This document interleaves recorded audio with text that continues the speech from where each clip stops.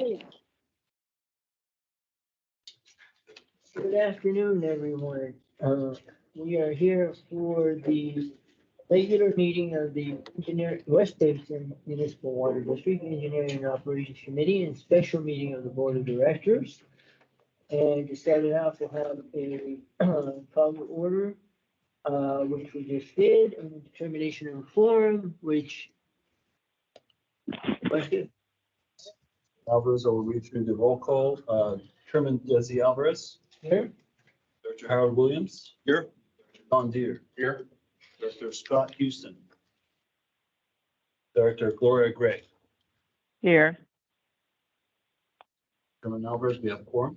Okay, do we have any public comment?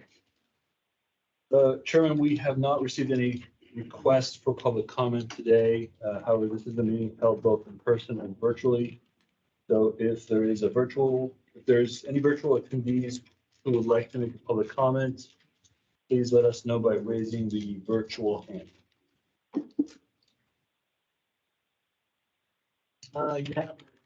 There is one, and that is a familiar face, our general manager, EJ Caldwell. EJ?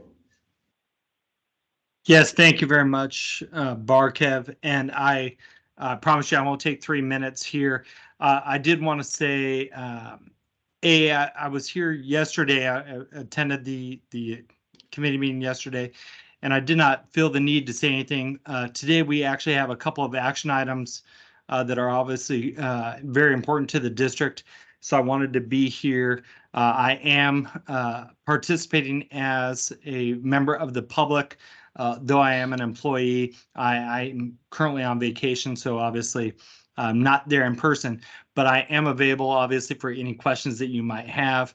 And I do want to say a very special thank you to our entire staff and team that are there in the building, and especially to you, Barkev, for all the work that you've been doing. I've been away for about a week and a half now, and so I did want to say thank you very much. So that concludes my public comment, but Mr. Chairman, I'm happy to answer any questions throughout the committee that you might have.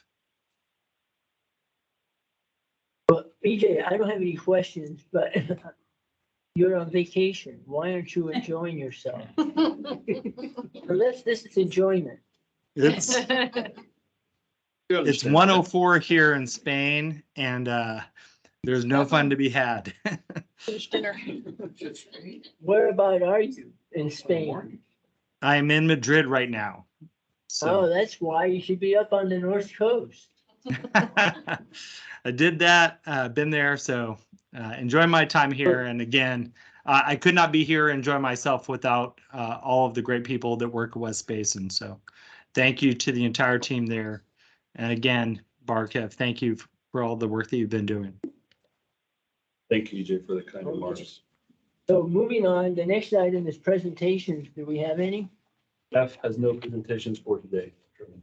Okay, so we'll move on to the action calendar.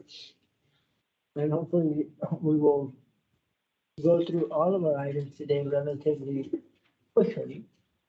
First item up is award agreement for on-call pump and motor repair, rebuild and replacement service. So Barkev, would you like to introduce that item, please? Yes, Chairman. This action item calls for the award of 2 agreements for on-call pump and motor repair services. West Basin has more than 500 pumps as part of its recycled water program. Some pumps, more critical than others. So expedited repair, replacement of critical pumping components is essential to maintaining appropriate recycled water production and delivery. Operations analyst Jason Kung will be telling us more about the on-call services and present the recommendation. But before I hand it over to Jason, I will note that Mr. Grant Orbach, an associate from Best Krieger, the district's council team, is joining this meeting virtually in case there are questions related to the language provided in the recommendation. Mr. Orbach assisted with the staff report and the recommendation. Jason will be presenting. So Jason. Thank you, Mark. Good afternoon, directors. You can join me on page 4 for this bit. So as we presented during the February Engineering and Operations Committee, staff looked into restructuring the on-call pump repair services contract to be jointly combined with the on-call motor repair, rebuild and replacement services contract to allow West Basin and its contractors to act swiftly for urgent work, reducing the coordination needed between third parties and thereby reducing unnecessary recycled water processing. Staff issued a request for proposals on June 4th, 2023 via West Basin's online bid system, Vercel, for the combined on-call pump and motor repair, rebuild, and replacement services contract in which 200 vendors were notified.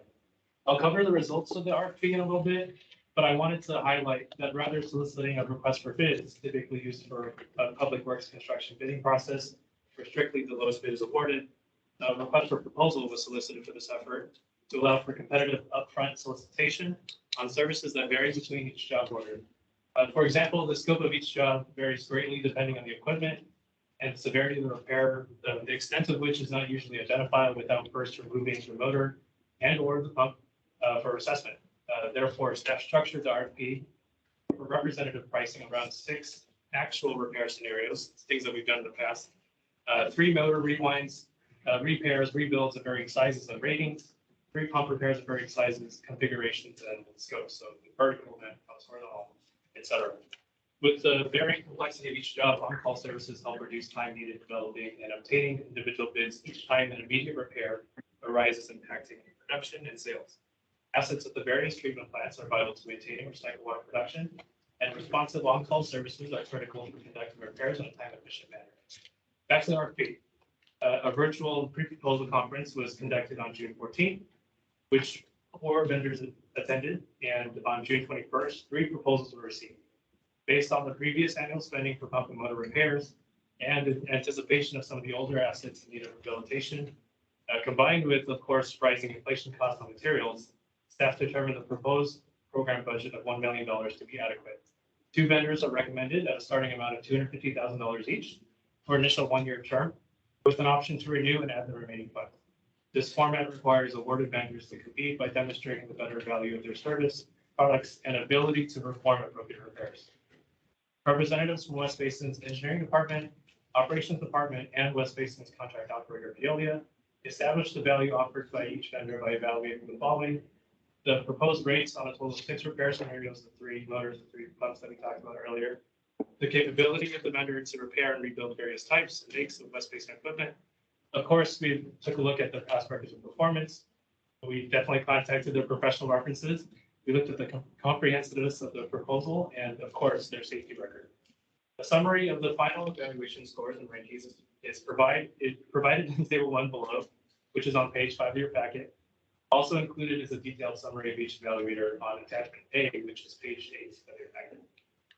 West Basin's legal counsel provided feedback on the solicitation process, as Mark had mentioned, and recommended the adoption of a common law exemption to competitive bidding for this job order contract. It's also known as the Graydon exception to competitive bidding to allow for West Basin and its contractors to act swiftly for urgent pump and motor work.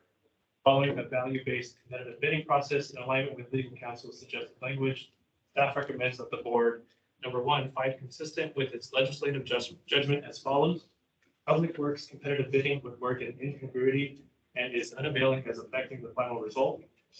Public Works competitive bidding would not produce any advantage, and it is practically impossible to obtain what is required and to observe such form. And 2, authorize the general manager to enter into agreements with both DXP and Powers Brothers Inc. for the procurement of on-call pump motor repair services for an initial 1-year term, starting at $250,000 each, with an option to increase funds for a total not to exceed program amount of $1 million. With that, I'll be happy to answer any questions that you may have. Director Williams, do you have any questions? Just to Barkat, are you satisfied with this? I'm very satisfied with this.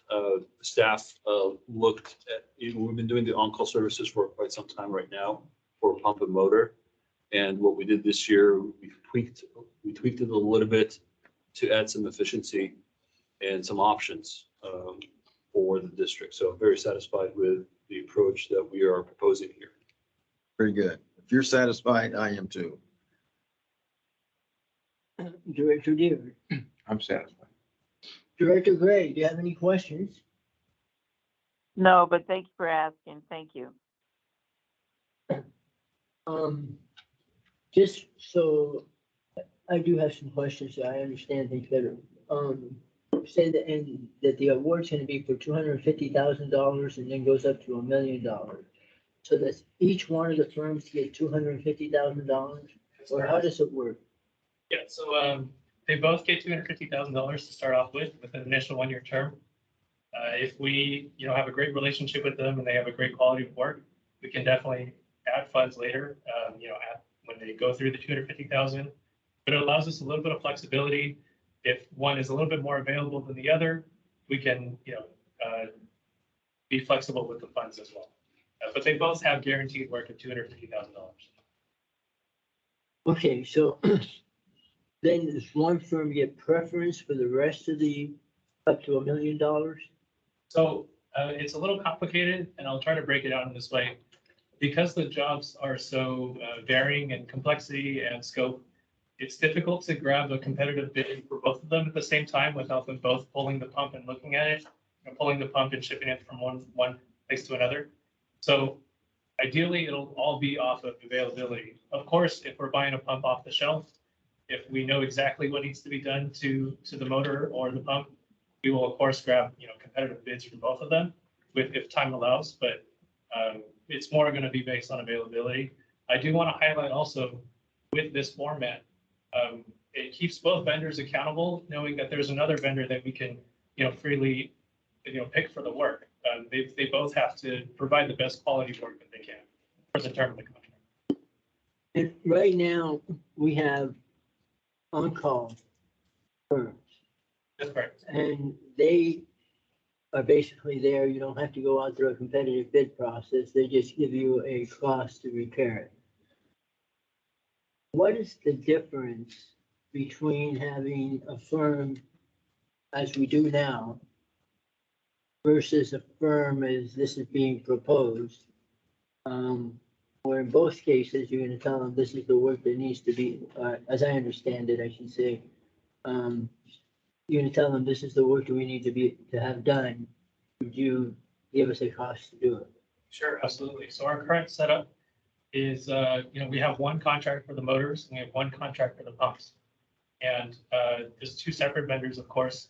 In this setup, they're combined together. So the prime contractor is going to be the pump contractor, which is usually the one that takes care of, aligning the pump. They're capable of removing the motor, capable of taking apart the mechanical seal and reinstalling, of course. So it's usually the pump contractor that we contact first. And then they have under them a subcontractor, a motor subcontractor, which then we can kind of keep all of it within one contract. So combined motors and pumps. But if we had it, so you're saying that right now on on-call, we have an electrical and a mechanical contract. Sure, yes. If we had on-call and a firm equivalent to this that had the capability to do both, what's the difference once they're on board? So once they're on board, it makes it a lot easier for the district when we have critical repairs to contact one firm that can schedule, their motoring contractor, their crane subcontractor, all the repair subcontractors. So it's one point of contact. Okay, but if we had an on-call firm that does that versus this process, which seems to me very similar to an on-call process, I'm not quite sure I understand what's the difference once they're on board. Sure. I understand that right now you have electrical and mechanical, but let's say our on-call process had on-call electrical / mechanical, such as this is an electrical mechanical service.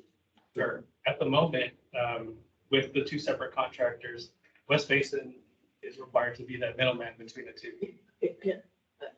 I get that. Uh-huh. Get beyond that. Okay. Let's say Reed Electric was able to do mechanical. So if you needed to do a pump replacement and included electrical work, etc., they could do that if they were electrical mechanical, right? Right. So what's the difference between that approach and this approach? I would say it's more, if you want to. I would say it's a little bit more complicated. Reed specializes in motors, right? Dr. Alvarez, if I may, Whoever wants to answer the Sure. question. they're both on call. What we're doing right now is on call. What we're proposing to do in the future is on call. Okay, that's how I read. Yeah, and that's exactly what it is. The current system is that we have it individual, and the proposed system, we have it combined. But we could have had it combined. We didn't, and that, like I said, provides efficiencies. So it's very similar to the on-call. Basically, would you say it's the same? They're both on calls. So where I'm going is, we're being asked to make some findings here. And when we go through an on-call, we do that for, engineering services, for, mechanical, electrical, repairs. We do it for all kinds of things. And there's a process for doing it. Here, we're being asked to make some findings. And I don't, I have some issues with making a finding that public works competitive bidding would not produce any advantage. And that we are gonna be waiving the competitive bidding process. We do something similar with the on-call without making a statement that public works competitive bidding is disadvantageous. I can't make that finding. I don't agree with that statement. And I don't understand why we just don't go out on an on-call basis. And instead of asking for an electrical and mechanical, that we ask for electrical mechanical firm and a BMX can submit under that, and then they would be on call. Chairman, that's a very good question, and one that we have discussed internally, and that's why we thought it'd be a good idea that our Maybe our attorney can answer. attorney, Grant, if you are available, can you please address the question? It might be my pleasure. So the issue here is there's an attorney general opinion from a while back, which takes the position that what is called a job order contract that goes above bid limits violates competitive bidding laws. The idea being that competitive bidding requires a specification of the work to be done. So in this case, the work to be done is not identified at the time the contract is being awarded because it's anticipated, but it's not defined presently. So in the absence of the common law type exceptions from competitive bidding, what the district would be effectively forced to do would be to go out to bid each time defective or items that needed to be repaired occurred, issue a specification and bid them. And the idea would be that would involve necessary delay with respect to preparing the specifications and advertising and the like.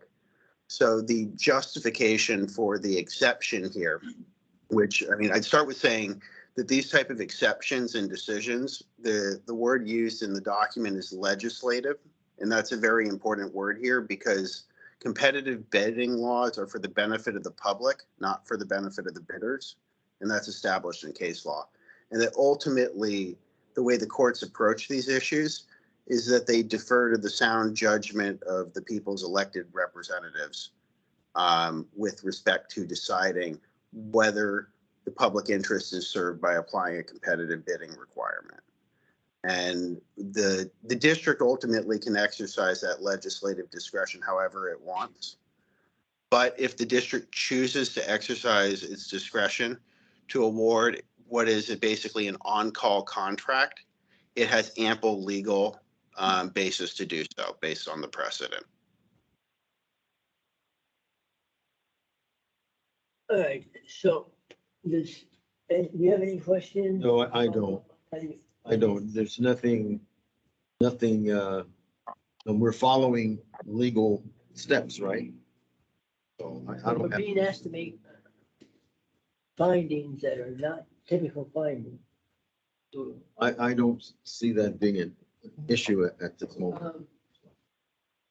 Just, are we, by using the on-call process, are you saying that that is being challenged in that process for procurement of maintenance type of services is contrary to state law, and therefore if we want to have an on-call contractor on board, we would have to make this legislative findings?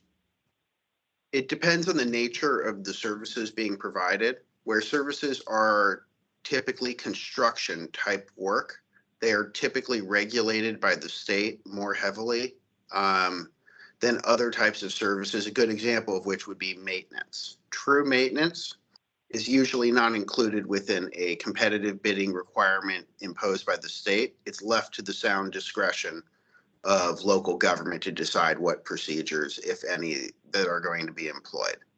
And what I would say is that I think when the word bidding is used here, it's used in the very strict sense of the word, in that an invitation for bid is not a request for proposals, that an invitation to bid must be awarded to the lowest responsible bidder, rather than permitting considerations of criteria relating to experience and the like. In a bidding context, a bid can only be rejected based on a finding of non-responsibility, which triggers due process rights for a bidder and is substantial.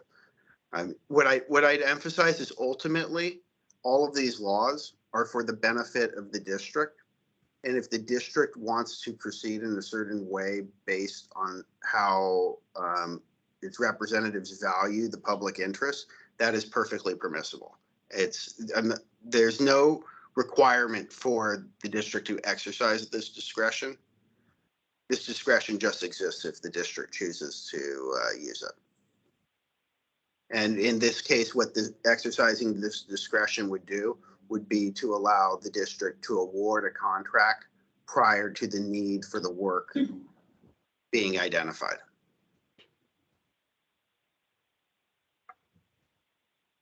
In this case, and maybe I'm missing something, so help me out on this. We're still basically trying to just get maintenance services contracts, which are, if I heard you correctly, my understanding are, they're not subject to the competitive bidding process, but they are subject to a process. And they may be under the district's procedures that it is implemented, be subject to a bidding process or otherwise. The thing that's tricky here is that when the word bidding is used, in the traditional sense, it involves the requirement that the work be identified in a specification. And that's tricky when there's a need for on-call services. Like here, my understanding of the facts is that if the district didn't have an existing contract to basically bring somebody out on call for this work, it would have to issue an invitation to bid each time something broke in order to fix it under a strict reading of a bidding requirement. And if the desire is to use on-call services, the common law way of avoiding that would be to invoke this legislative public interest doctrine to find that it's effectively, the finding is that the urgency of the work and the need to have somebody available to perform it quickly and on short notice justifies departure from competitive bidding. But it's ultimately a legislative discretionary decision for the district. Okay, so I'm back to, we have on-call maintenance contracts. What makes this on-call maintenance contract different than the ones we have in place now? So one of the things I'd say is that when we talk about, is it construction or is it maintenance? Here, I think it's construction. And the reason why I think it's construction is because it requires work that requires a license, as I understand it, a contractor's license. And if that's the case, and it would, and even ignoring that, it may be subject to a bidding requirement otherwise.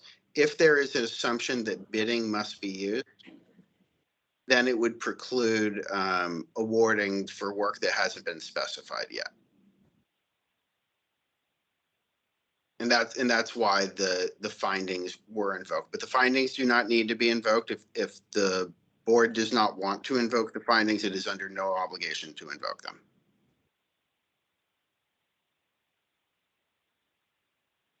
Are you saying then that we can proceed with the second action without invoking the legislative findings?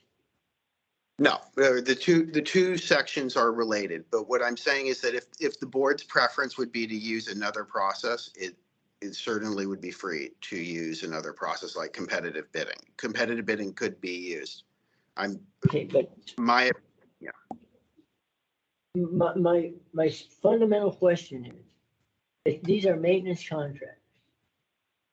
So we have maintenance contracts that are right now on an on-call basis, and that's perfectly legal. Why are we gonna have to shift to do the same type of work and make these legislative findings that are they're pretty major findings? If you think about what we're doing, we're basically saying, like, we're not gonna do competitive bidding. And the whole purpose of competitive bidding is to ensure that the public is gonna get the lowest possible bid. And I understand that the counter argument is, well, it really is like an on-call service contract, in which case I'm saying, then let's just stay with the on-call and not make these findings. If I may, Yeah. Chairman. So we have on-call professional services, that's separate. Let's just put that on the side. We have on-call services today, and then we have what's being proposed. Even if we go with an on-call service like we've done today, without combining them, or just go out with one contract for pumps, one contract for motor. I don't think the recommendation for that will change, strictly because, like Grant explained, what's different about these types of on-call contracts than the others is that there's an element of public works construction that could be interpreted with some of the work that needs to be done with the pumps and motor. And because there's an element of public works construction, as part of this work, if we still want to go, if we do want these vendors to be available on call, so we can save time and do the repairs in a time efficient manner, then that's where this recommendation is coming into play. And I think even if we did go with the same format that we have today, that this recommendation would still come in and apply. I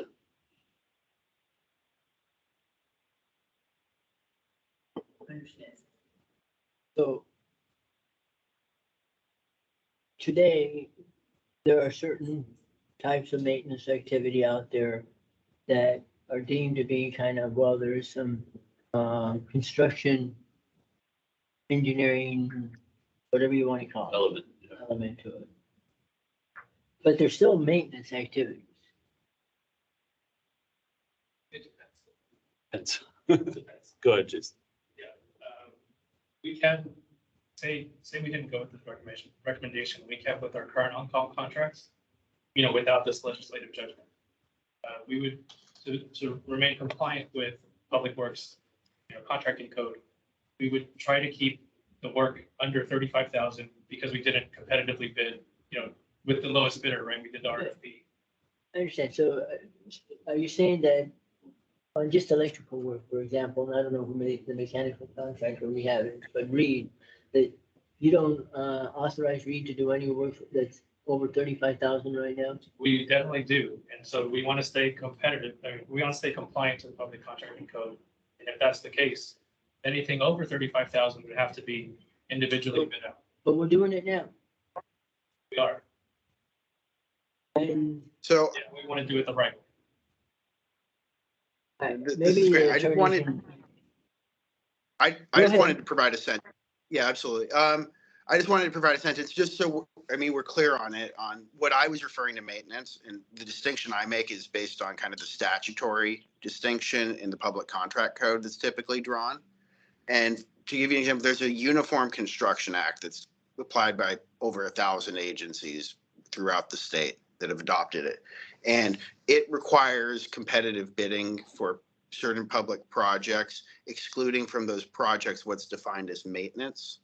And the definition that it gives for maintenance is routine, recurring, and usual work for the preservation or protection of any publicly owned or publicly operated facility for its intended purposes, minor repainting, resurfacing of streets and highways less than 1 inch, landscape maintenance, and work to keep, operate, or maintain publicly owned water, sewage, or waste disposal systems of 230 volts. They have some specific things in there, but the general idea with maintenance is that in the public contract code, when they distinguish it from construction, they're describing something like cleaning the roads so that they're free from debris and not damaged, or very minor, like minor repaving work that's done to keep the roads in operation.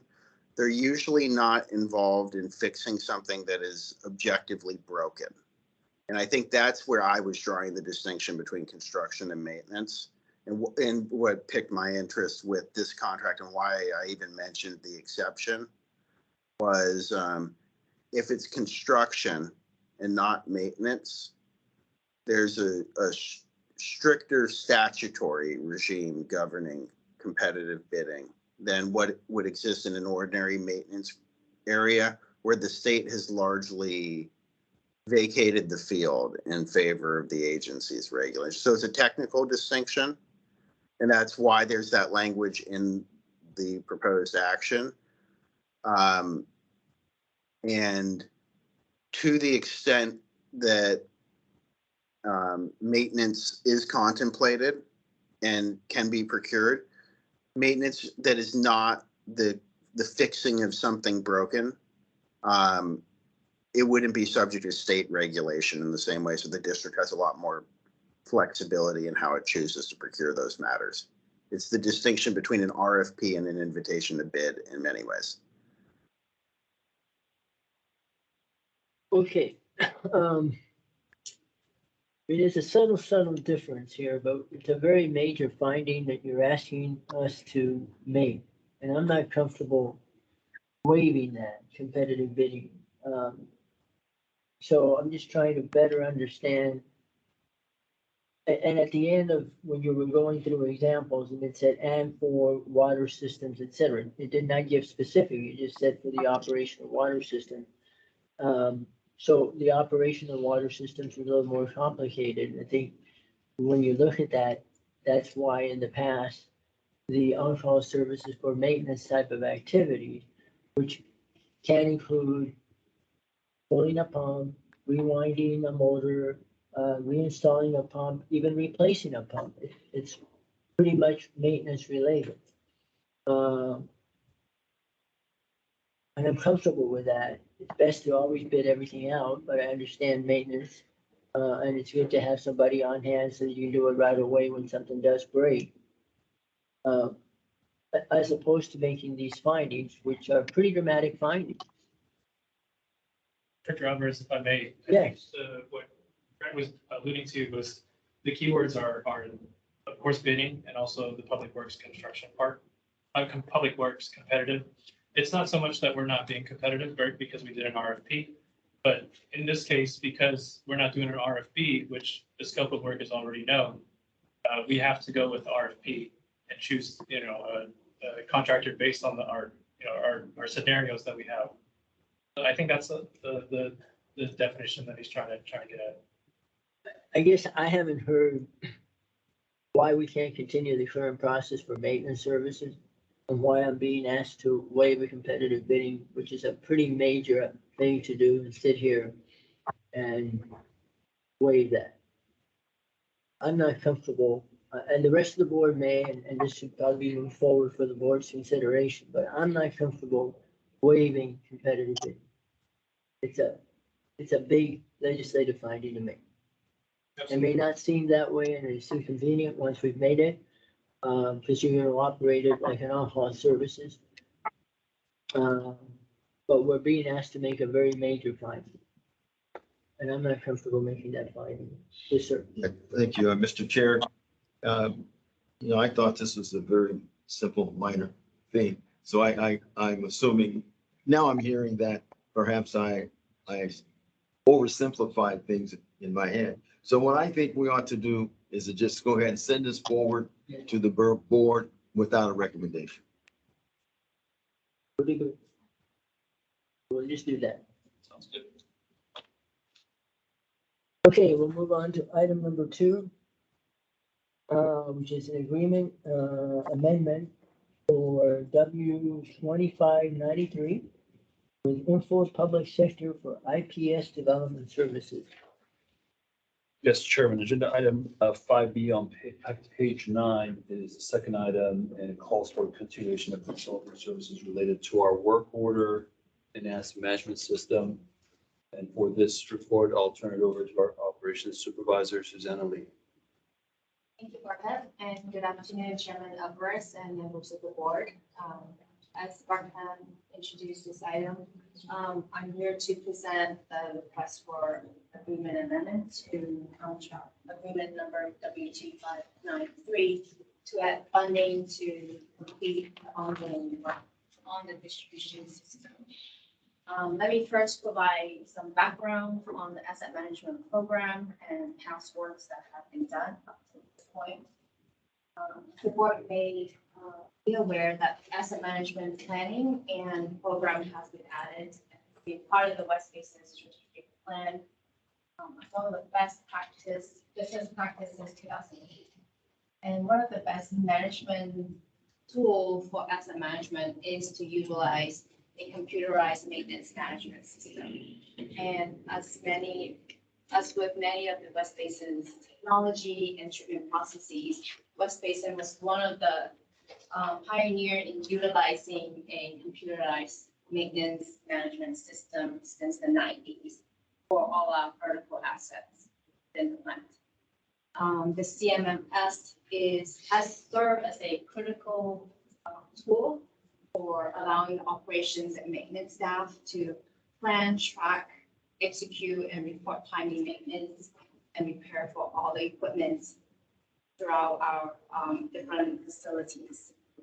And as stated in the memo, the original CMMS software was upgraded from the original Hansen version 7 to the current IPS, we're now version 11.2. And that was followed a competitive process. West Basin entered into agreement with Info Consulting Services Team, ICST, in 2015. The original scope was completed in 2018, and those work included migration of the original data and also upgrading to setting up asset hierarchy and testing the new program and trainings for the new users. In 2020, we added funding to include inventory modules because as part of the original scope, we didn't include that. The inventory module allows the staff to utilize that function to keep track of inventory and also associate work orders to the inventory in the maintenance shop. Also, we upgraded the version to what is now 11.2. And original part of that 2020 scope also include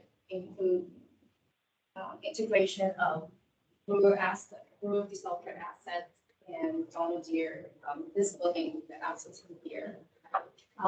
But by 2020-21, when we shifting the focus from selling of the brewer desalter and possibility of moving Donald Deere building to another place, we decided and we repurposed those hours and we began doing tasks on integrating the distribution assets into the CMMS system.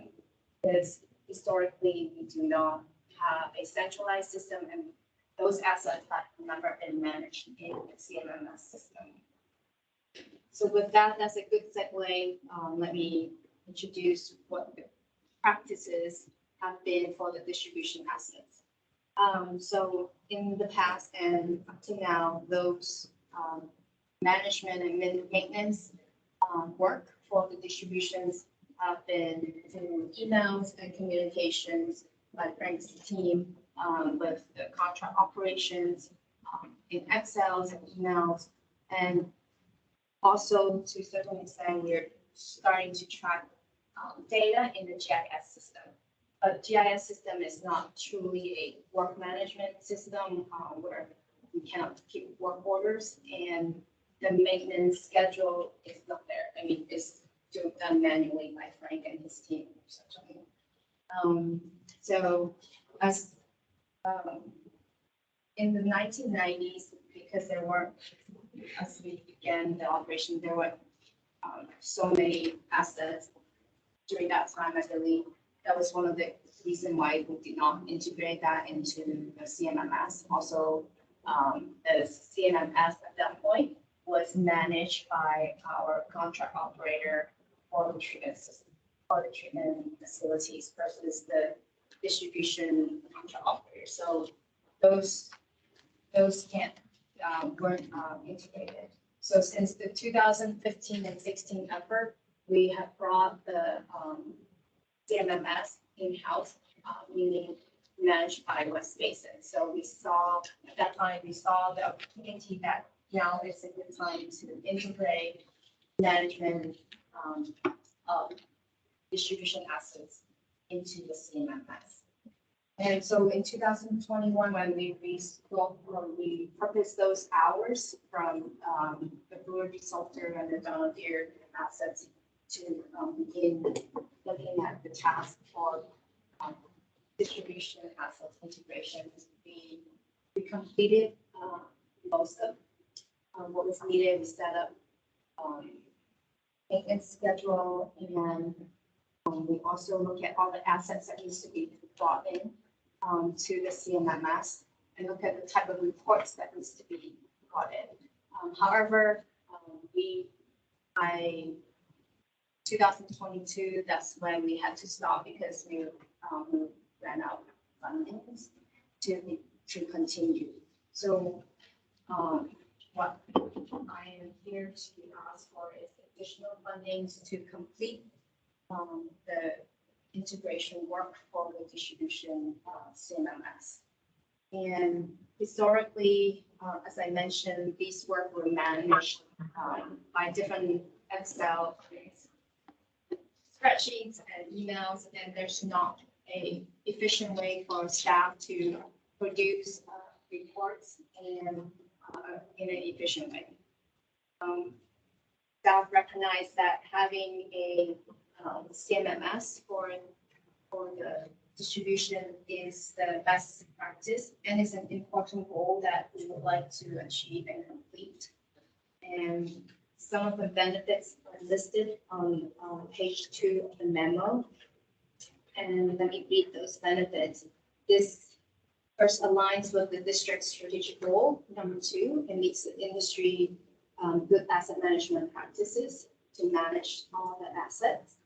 And this also allows staff and the distribution operators the ability to schedule and track the maintenance of specific assets. Right now, I believe those are not, I think Frank's group can get the invoice, but we're not tracking those work to the asset level. So we will probably, I think those work that we track in a group level. So we do not see history of the individual assets. So that will be one of the main benefits. And the current methodology utilizing GIS is a manual process, and we cannot use it to schedule work. The asset management database can help us to track historical maintenance expenses for assets, and also help us to develop a scheduling and maintenance of tracking meeting and to help us to better project work going forward and also help certainly help Frank and his team to budget, provide better budget spaces in the future.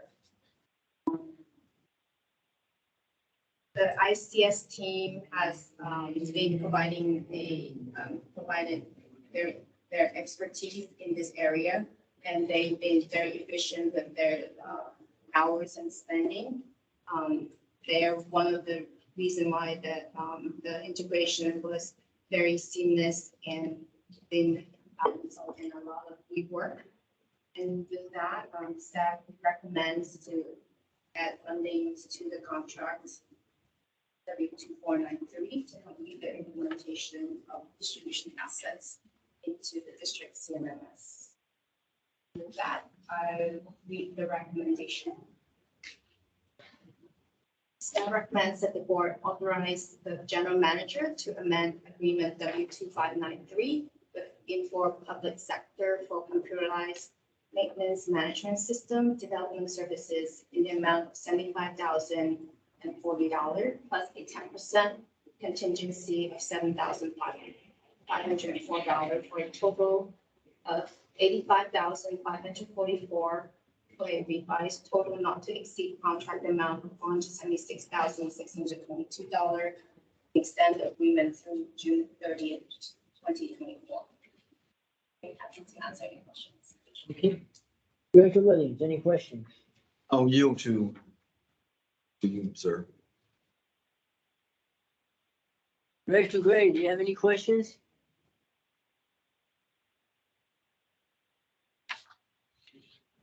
I have a couple of questions. Right now, our asset management system, the kernel of the system is a Hansen system. It's the Infor IBS. Okay. We migrate Hansen. So Infor purchase Hansen and. Okay, so it's. And, what's the name of the firm here? It's Infor, it's part of Infor, but it's the ICT. Okay. So the firm that we're talking about hiring is the firm that basically produced the system that we migrated from Hansen to this system. Are there any other integrator types that could do this similar service?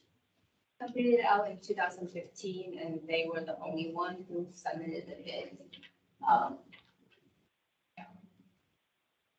And they're probably, since they developed the software, they're most familiar with it. It seems like we keep extending their contract every time we need some help. And at some point, we want to at least have the checking of a competitive bidding. I understand why it's convenient to do. So all they're doing now is just basically upgrading this system that's in place to incorporate additional assets that staff has been doing, but it's more difficult. And so it's just cleaning everything up so that you're not using Excel, etc. So if we do this time, we need to do it again in 3 or 4 years. Would we then again be going back to IPS to do the enhancements, or at some point are we gonna go out and say, there may be some other consultants out there who are familiar with the software who might want to compete? Yes, we can certainly go out after this task order and see if there are other integrator or service company that are in the middle of this task at this point. So this will be the most efficient route to complete this work. Because we've added, to their contract, so they're up to, they started out, I don't know what amount in 2015, but with this addition, they're up to 476,000. I'm comfortable in supporting this. Director Williams? We want to move this to the board? I think we should. And the one, I just wanted to say this, though, that it doesn't seem like we're getting much marketing. Not many people are marketing us. And I remember back in the day that they were marketing people all over the place. Why aren't there marketeers out here today with all the work that we have, that we don't have people knocking on our doors?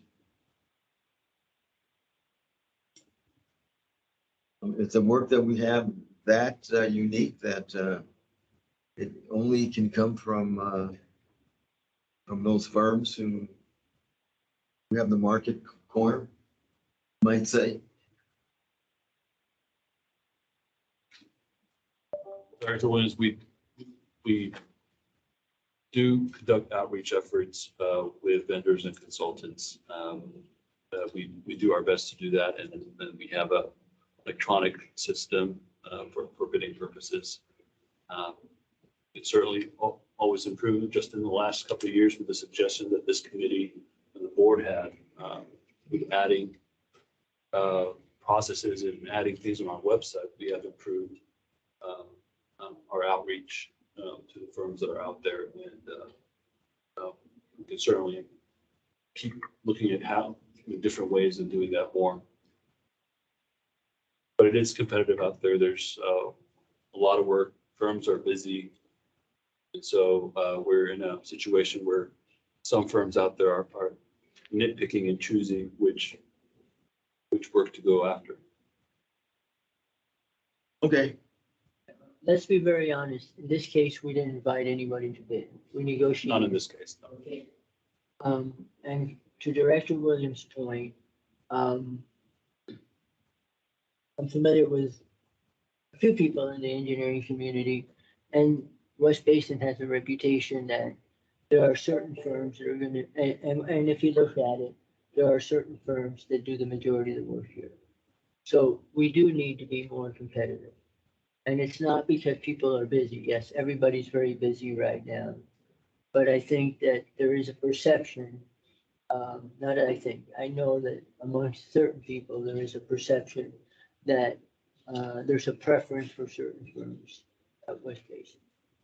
And so if you're gonna waste your resources and you know there's a preference, why would you do that? Chairman, we're committed to fight that perception. I think we'll move this forward. yes. All right, on item 5C, which is award of agreement for professional engineering services on the Solid Harmony Improvement Project. We're just gonna move that to the board for next board meeting. If that's okay with you. I didn't understand that. On item 5C, award of agreement for professional engineering services on the Solids Handling Improvement Program. We will move that one to the board. We will skip the presentation. Yes, I would support that. Okay. And with no recommendation. No recommendation. Recommendation.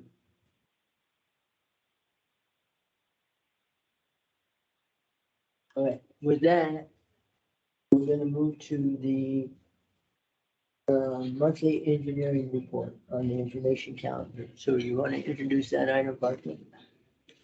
Yes, Chairman. Item 6A is our regular monthly engineering update. Engineering Manager Wendell Johnson will start off the presentation and be supported with some of the project management. So, Thank you, Barkev, for that. Good afternoon, Chairman and board members. Before I get started, I just want to turn around here for a second and introduce our new employee who's an intern. This is Vince. He lives in the city of Torrance. He's a graduate in environmental engineering from Irvine, and we put him to work. So we've been welcoming quite a bit of interns on board this week. Welcome on board. Ken is. Okay, I'm here for the monthly engineering report update. I'll go, and I'm looking at agenda item 6A, and I'm on page 53 of your agenda packet. And I'll give you we've moved the solids handling improvement project. There was a separate report for that, but we've moved that forward and that's been moved to the board. A quick update on the I-405 Auxiliary Lane project. We awarded a task order to Tetra Tech after negotiations between Tetra Tech and Black and Beach. We awarded a contract earlier this month for $143,000 to do design for the encasement of the pipeline that interferes with the expansion project. We were able to, with a lot of discussion back and forth between Caltrans and Metro, instead of relocating the line, we were able to convince them to take a different type of foundation, look at a different type of foundation, and allow us to encase the line instead of moving it. And I think it probably saved the district some $800,000 by encasing the line versus relocating the line. So we thank Caltrans and Metro, as well as the engineering partners that we worked with on that. Today, the Title 22 filters rehab and replacement project, CIP 173. This was the crack filling only project. This announcement or this request for bid went out to 117 bidders. 7 bidders responded that said they were interested or they downloaded the request for bids. 2 of the bidders attended the pre-bid meeting and a walkthrough of the project. Unfortunately, this afternoon, we did not receive any bids on the project. Staff is in the process of contacting the bidders that were interested and checking with them to determine why they did not provide a bid for the work. In the past, when we talked to the other bidders, there was concerns over the size of the job. It was too small for the particular company that downloaded the bid. The other concern that we received several times was that they were too busy at this particular juncture to be able to do this work. So we'll be coming back next month with some recommendations on what direction we should go in having this work done. And I have with me today, I have several people from our staff to give you an update.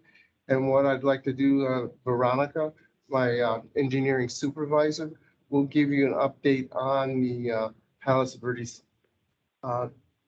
pipeline project. Yes, good afternoon, directors. Lots of things going on. I know that there was a period of time in which it didn't seem that we were moving. There was a lot of behind the scenes work that we were doing to get the projects moving. So the report is broken into 2 components. You can follow me to page 61. I'll start with the status on the pipeline construction. So the construction work happened on March at our meeting, and we have issued a notice to proceed. And we already had a construction kickoff meeting with the construction manager, as well as with the contractor.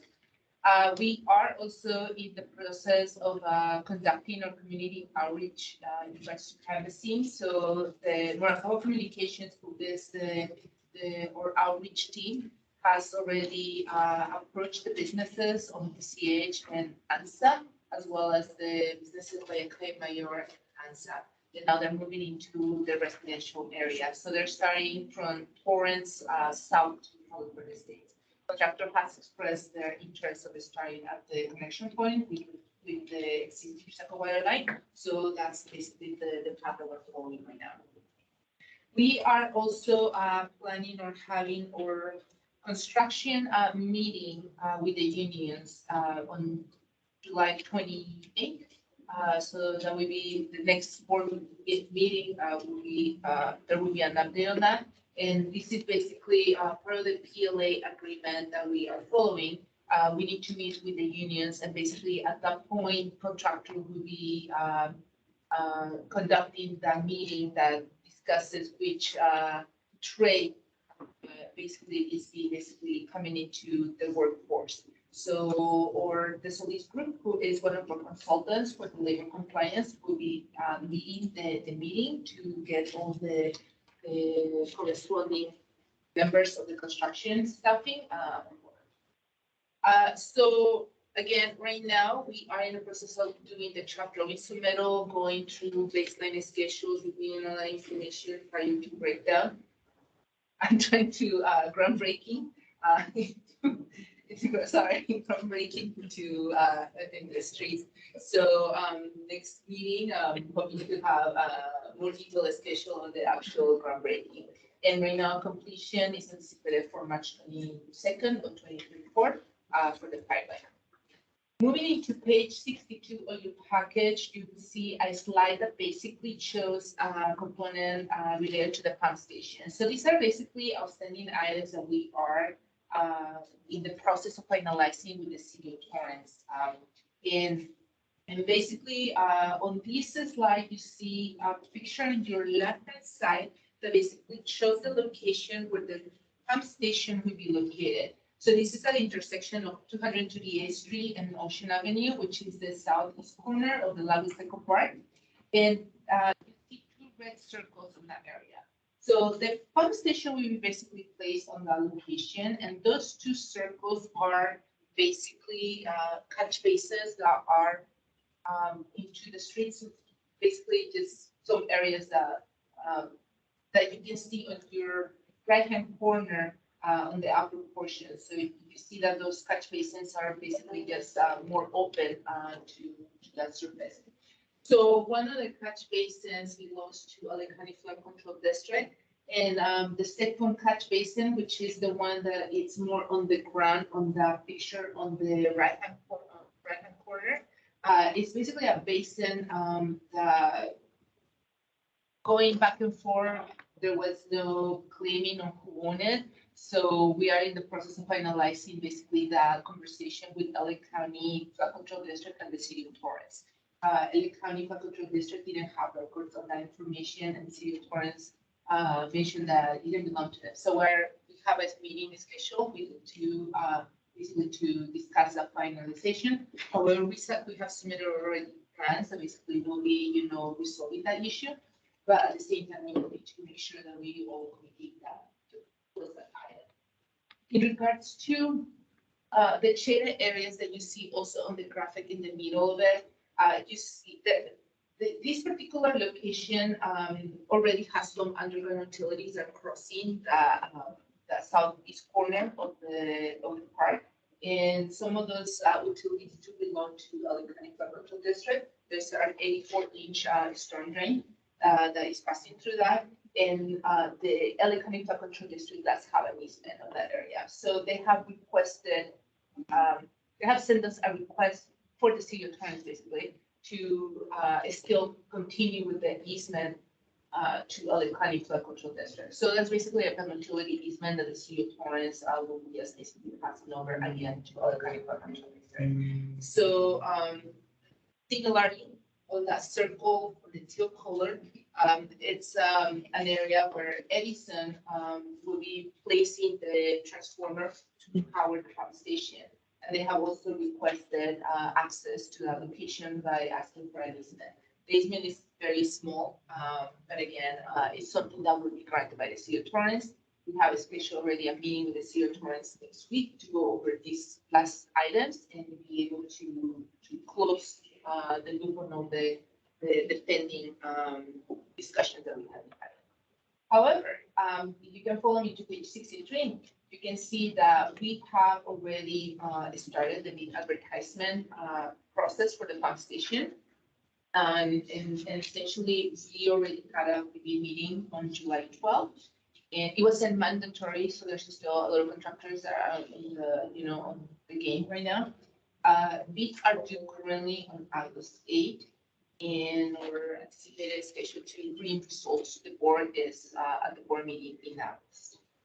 And on page 64 of your package, you will see is a copy of the latest construction cost estimate that was provided to the board when we did the last notification, when the pipeline construction costs came out higher. And all these items were basically updated to make sure that we have the most updated cost and approval by the board. So with that, I'm done with this PowerPoint presentation.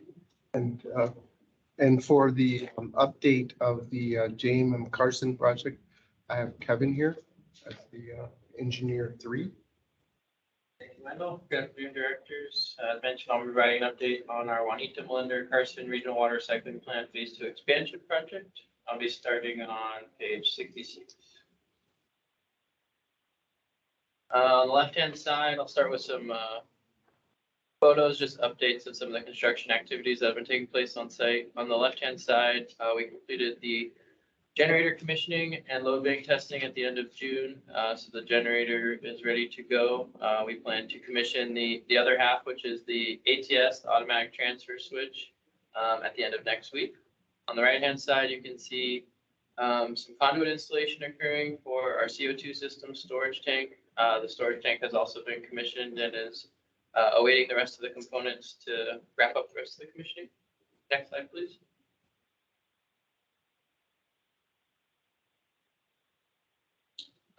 Here are pretty neat photos of the final pipeline tie-ins, where we're actually tying in the effluent piping, the feed piping, and the backwash water piping of the existing system and the new system. We've configured the systems in a way in which, through the commissioning process, should there be an interruption on the new system, we'll be able to revert back to the old system for brief periods of time to keep recycled water flow to the refinery. So wrap this up at the end of June as well. Next slide, please. On the left, you can see base paving installed for our new access road. They actually completed the final course of pavement today. So I'm excited to get back out there and see how it looks. On the right-hand side, you can see just one of the several control panels at our chemical storage area. The electrical subcontractor has been landing wires and doing loop checks, and we're going to continue with that process next week. Next slide, please. On the left-hand side, just some images of the piping within the CMF area itself. This was during inspection of the CPVC flange connections and torquing of the bolts. On the right-hand side, you can see some electricians pulling conductors into our electrical building 98. Next slide, please. Kind of an overview of the project and where it stands today. In terms of schedule, we had a base construction duration of 660 calendar days. To date, 724 days have elapsed. So we've provided 2 non-compensable time extensions to the contractor, totaling 64 days. At the time of creating this presentation, a total of 736 days have elapsed, so we are a little bit behind schedule, and we're currently working with the contractor to issue another time extension. In terms of construction costs, the construction contract has a current value of about $21.9 million. To date, the contractor has earned 19.1, which is about 87%, which is representative of the work completed to date. In terms of requests for information, we are all caught up. There's been a total of 304. We've processed all of them. And in terms of submittals, there have been 359, and we've processed 355. A question? Where are your typical requests for information from? A variety of sources, or what are the typical sources? Currently, as we're going through commissioning, a lot of vendors are asking questions, but typically it's the general contractor and their subcontractors. Thank you. Next slide, please. Here's a highlight of our project labor agreement for the project. We have a few goals listed there in the bottom left-hand corner. For tier 1, we have a local hire goal of 30%. Currently, contractor has an approved local percentage of 34.8, so they're meeting the goal. We also have an at-risk worker percentage goal of 5%. They're currently at 7.8%, doing well there. And then there is a DIR requirement Department of Industrial Relations requirement for apprentice hours of 16.67%. And they currently have 23.5% of the man hours on the project being provided by apprentices. So doing good there as well. Next slide, please. Here the PLA is broken down further by divisions. You can see Division 1 is leading the way in terms of man hours coming out of the service area. Next slide, please. And here we have the breakdown of the at-risk workers, again, with the majority of the hours coming out of Division 1. Slide, please. And here finally, just a status of where we are in terms of change orders and kind of our exposure to date. Today, we've processed 4 change orders. You can see the totals listed there. In terms of outstanding PCOs, in terms of change orders that we know of that have not yet been processed, we're currently working on change order 5, but the other outstanding PCOs conservatively are estimated about $400,000. We are still waiting for pricing on a few from the contractor. So that is a bit of an estimate. And in total, our total exposure, summing those change orders and the outstanding ones, is about 1.338 million. So if you take our total construction contingency available for the project and subtract that exposure, there's a remaining contingency budget of about $760,000. And in past committee meetings, we've been told to try and keep the total approved project budget within that total construction contingency. So just listing some other things that are on our radar. A past amendment for construction management services of $417,000. And we have gone out and gotten some initial landscaping improvement quotes. I think the first one came at $65,000 just for the planting, and then there was some additional work needed for connecting the main line. I guess in going through this process, we've discovered that a long time ago, the main line was actually capped. So currently the landscaping doesn't receive any irrigation. So total estimate for that effort is about $100,000, which do not have any further updates on. Is that landscaping along that median, This would be right in front of the plant, the median? behind the sidewalk in between our perimeter wall and the sidewalk. That concludes my presentation. I'd be happy to take your questions. Any questions? We have a couple of other highlighted projects. This one we have John Benner for the DCS system, which is a project that we're looking to bring back more information on in upcoming, committee meetings. John. Thanks, Malcolm. Good afternoon, directors. We've got a couple of slides here about the distributed control system improvements project. So this project has been in the planning stage for a while due to the sheer scale and scope of the necessary improvements. But we now have a viable path forward that we're looking forward to presenting to you in the next couple of months. So this begins on packet page 75. Start on page 76 here. So to begin with, I'll just briefly explain what DCS actually means. So it stands for Distributed Control System. You might also hear SCADA, Supervisory Control and Data Acquisition. Our system we use is currently a combination of the two. Effectively, both of them refer to a control system spread across a large area with multiple processes that we manage both locally and remotely. So our DCS system is our eyes, ears, brain, central nervous system of our recycled water production. It controls and manages every single process at every plant we operate. Without it, we wouldn't be able to run any of our systems.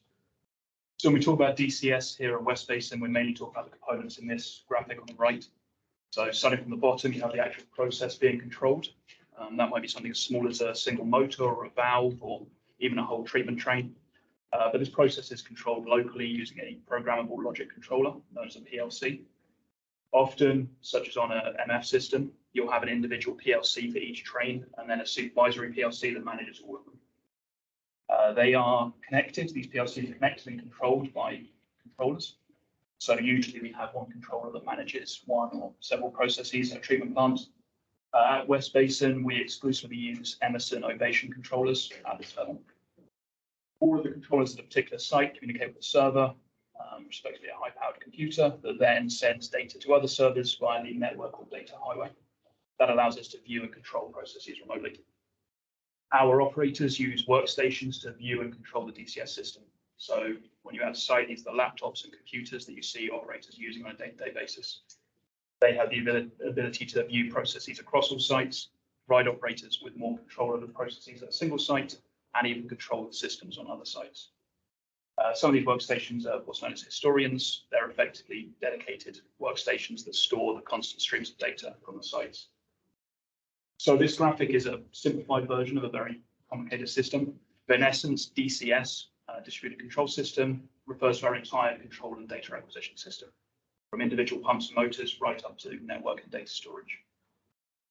This slide and this graphic specifically details the issues we're currently having with our current DCS system. In 2020, we contracted Carollo engineers to conduct a thorough audit of our DCS system. They deemed over 2/3 of our entire system to be obsolete. So with a further 12% of our system becoming obsolete soon. So the graphic here on the right shows the proportions of each category that were deemed obsolete in that report. Obsolescence in this sense has a very strict definition. It means that the components are no longer manufactured or supported by the original manufacturer.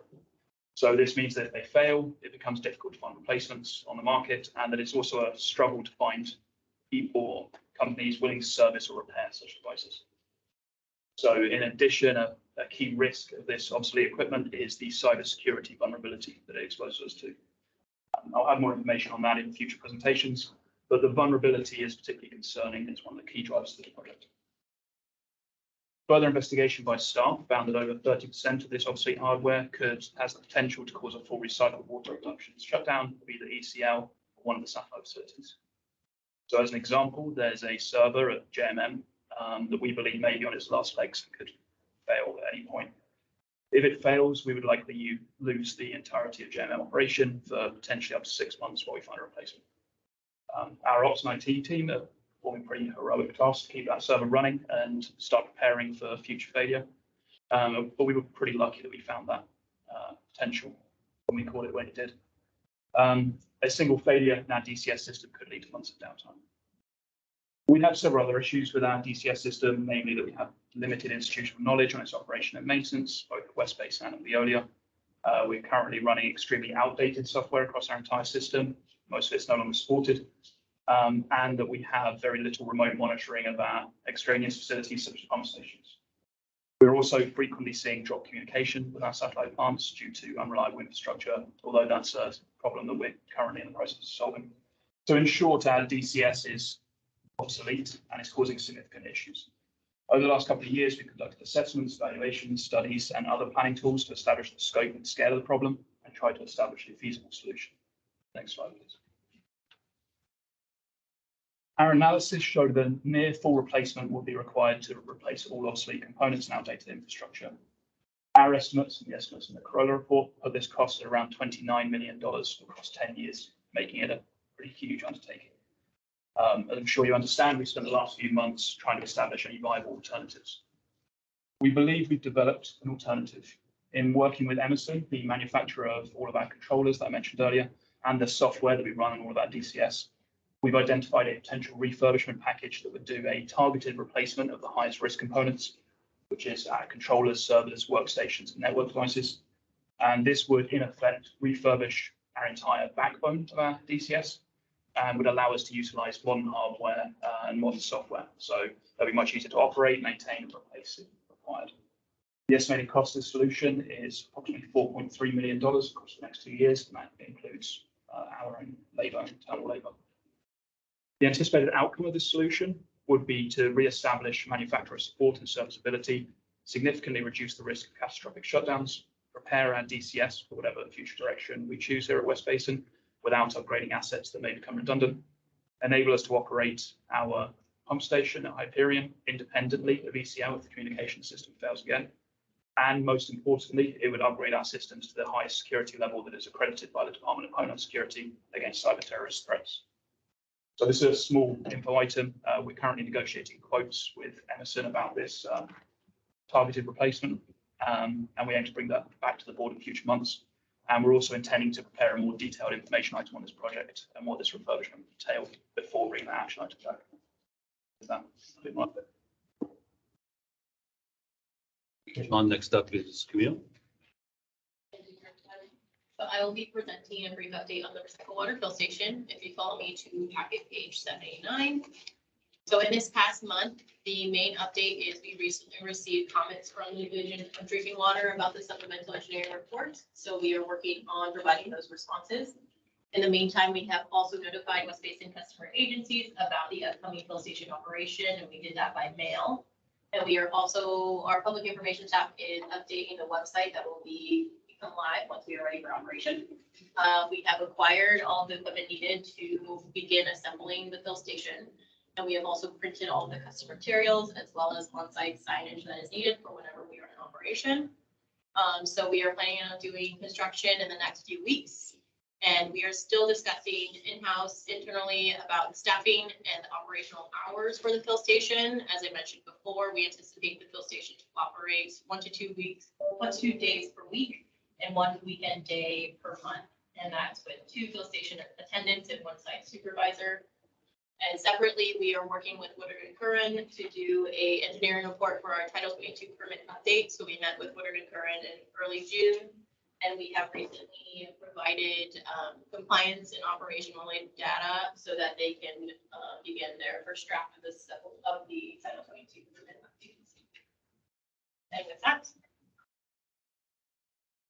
If you turn to pages 81 through 83 in your agenda packet, there's information on the current CIP's project, as well as page 85 is a list of vendors, active vendors that the department has contracts with and the status of the contract. So at this time, we'll answer any questions that you may have on this engineering update. Any questions? No, thank you. Director Gray, you still with us? Any questions? I don't have any questions, but I do have a suggestion for next month. On the open contracts report, there's a lot of on-call firms. Can you also include all of the maintenance services and non-professional services contracts list? So maintenance services and Non-professional services. This is mostly professional services. Right, we have another list. They're the operations department. Okay, maybe I jumped the gun. Sorry about that. I apologize. So with that, let's move on to the monthly operations report. For that report, turn it over to operations manager Uzi Daniel. Thank you, Barkev. Good afternoon, directors and members of the public. I'll start with some of our just highlights and bullet points here. We have been, and we have, looks like we have some of the Veolia team here. Operations has been dealing with another upset at the plant. They have lost power. They lost power in their solids at Hyperion. They've been trying to recover. We saw some turbidity spikes up near 50. We're down more 17 to 20. TSS has been pretty high. So we did have to limit our barrier. The county had to shut down barrier for a repair. We were coming up, but we are regaining, and I think today we're heading back up to the demand levels, but having to deal with that issue at this time. Some of the other highlights include staff is working on, I know while some of the refinery agreements are being discussed, we're also still trying to keep some of those facilities running, figure out some of those. So staff has been spending a lot of time over there at the Torrance refinery to make sure and try to deal with some power blips we've been having, figuring out if it's Edison, if it's on our side or the refinery side. And it sounds like that's going well. In addition, we had some fun with the distribution systems. Summer comes up, more demand. We discovered some leaks, some emergency leaks, one in Carson. We wanted to make sure to prevent a sinkhole. In addition, we had some customers in Hawthorne, the end of the line, out of water because of a valve that we had to replace and also do a hot tap on. That all went very well. We'll be bringing that information to the board, probably at the full board meeting. Just finished up that work. Compliance team, been pretty busy with the regulators. I think during COVID, a lot of different inspectors, whether they're JPIA or some of our state or local regulators, were staying remote, but now they've been coming back. Everything's going well, but we're getting a lot of last minute calls to head out there for inspections. And then also we have the consumer confidence reports that went out. We do those as a courtesy for 2 of our cities, and those just went out in July as well. And our team will be giving a talk tomorrow night for the on water quality on Wednesdays, once a month when we do the Learn About West Basin. It'll be a water quality talk as well. And so we'll have staff address some of the CCNRs and some of the services that we provide for a lot of our customers and purveyors. I wanted to recognize, I want a special recognition to Frank and his team. Our building and facility maintenance person who had a pretty serious accident, unfortunately, on the 4th of July. He's doing okay, thankfully. But it just was kind of nice to see those. There's a lot of people sitting here who worked in ops. You know, it's never a boring day. Every day is different. But to be able to step up and step in. And so I just wanted to recognize and thank everyone, the ops department and engineer, everyone's kind of helped out. Thank you for that. And then finally, I would also like to introduce our new anchor. And Karen, do you want to stand up? So Karen, she comes to us from UC Irvine, and she's now working on her master's at Cal State Los Angeles in environmental hydrology, correct? She's just started, and we're already inundating her with lots of fun projects. And we welcome everyone to say hello. Welcome, Karen. Great school you going to there. And with that, would you like me to proceed? Would you like to see the presentation or some of the attachments in there as well? Some highlights. Sure. Then I'll ask that Suzanne, if you can start us off on packet page, looks like 88, please. Good afternoon. So here we have the usual, the water quality slides, couple of slides on water quality. In June, we have the turbidity averaged around 17, as Uzi mentioned, like right last week and a half, we've been handling some unusual water quality again. So next month you'll see the graph like back up. Next graph is on title on the total suspended solids. Yeah. The June average is still higher than our normal average of between 15 to 20 ppm. So when you have higher solids, obviously that results in more air dosage and solids hauling costs. So that those are also being affected downstream because the water quality with high solids, that means our biofores perhaps maybe being loaded a little bit more repairing the result of the Title 22. Next slide. Here's just some few maintenance highlights. We had some continuing pump issues with this. The one on the left is on the Title 22 valve repair, and our staff is continuously working at the dewatering facility. With all the different repairs on the elbow pumps, and here is just showing the cleaning after the repair. We have some VFD issues at the JMM, and so right now this issue is really hampering us on operations, preventing us to locate in our trains, which affecting water quality. So the OE team is working to get this repaired. This, yeah. Next slide The next few slides are on productions. This is just a overall recycled water production graph as of the end of June. So you can see that we ended below our budget. We get a more detailed graph, detailed breakdown the next slide on the specific numbers.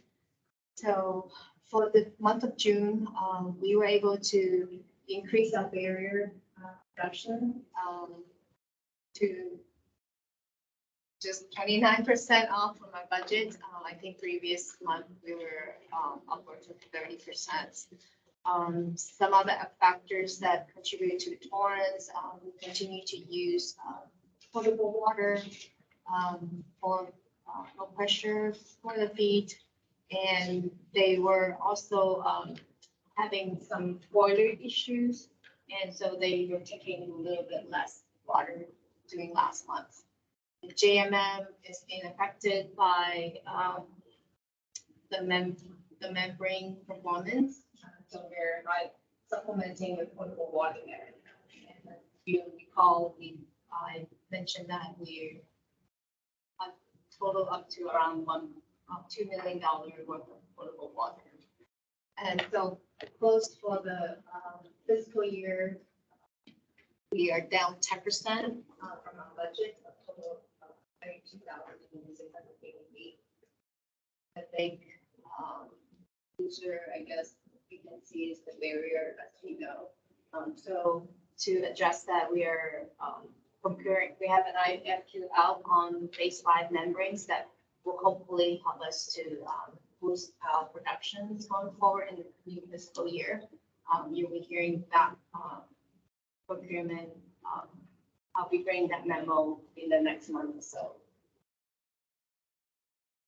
The next 2 slides is really a more dive in to the month of June for all the different product line.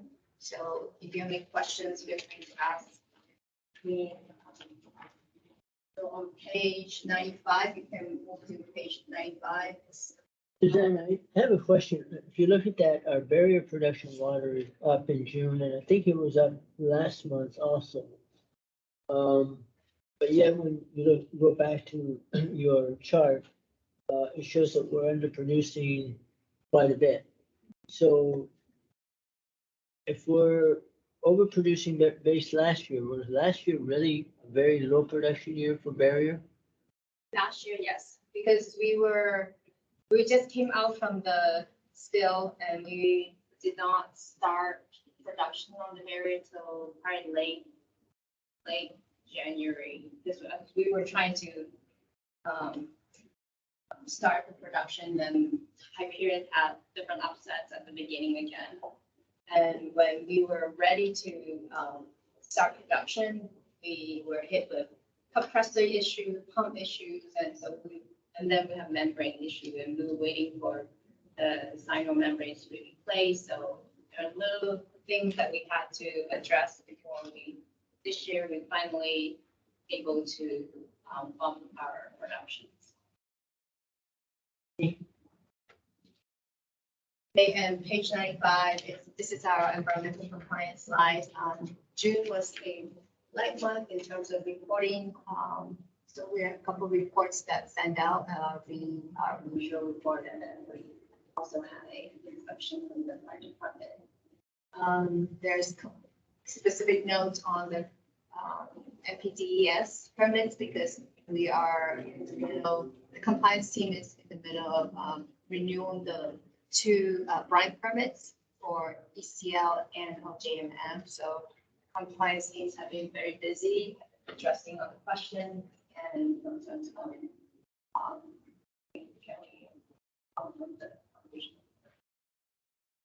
turn it over to Brandon. Thanks, Susanna. Good afternoon, directors. I'll go through these slides pretty quickly. Lucy touched on most of these items. Go to the next slide. Our monthly potable water customer service update, as Lucy mentioned, just highlighting the Title 22 Purveyor Service Program. The consumer confidence reports were submitted as well as third quarter standard was scheduled. Next slide, please. It's also our monthly update for the reset of water distribution activities. Just wanted to elaborate a little bit more on the two leak repairs that were implemented in June. Go to the next slide. A little bit more information on. So one of the repairs was due to a broken 6-inch valve as off of the El Segundo Boulevard near aviation El Segundo.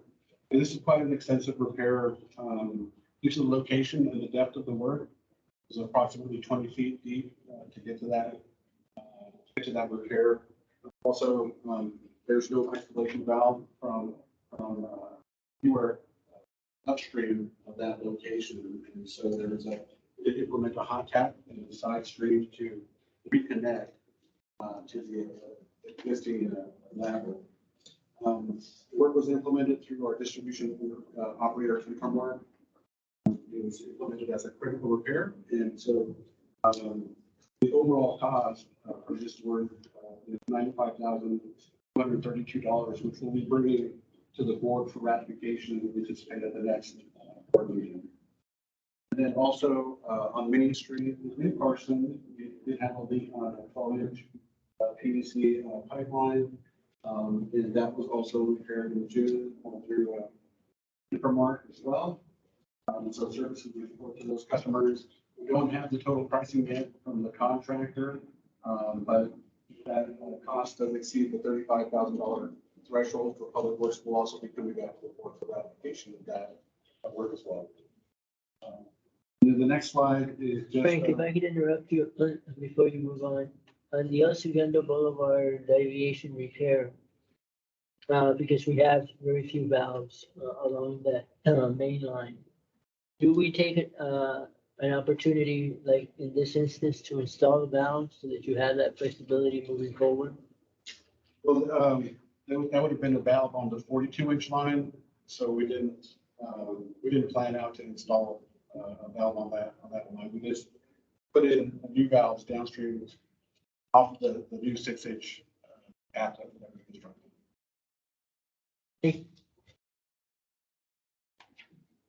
And then the last update is just one of our customers that we work with. If you go to the next slide, please.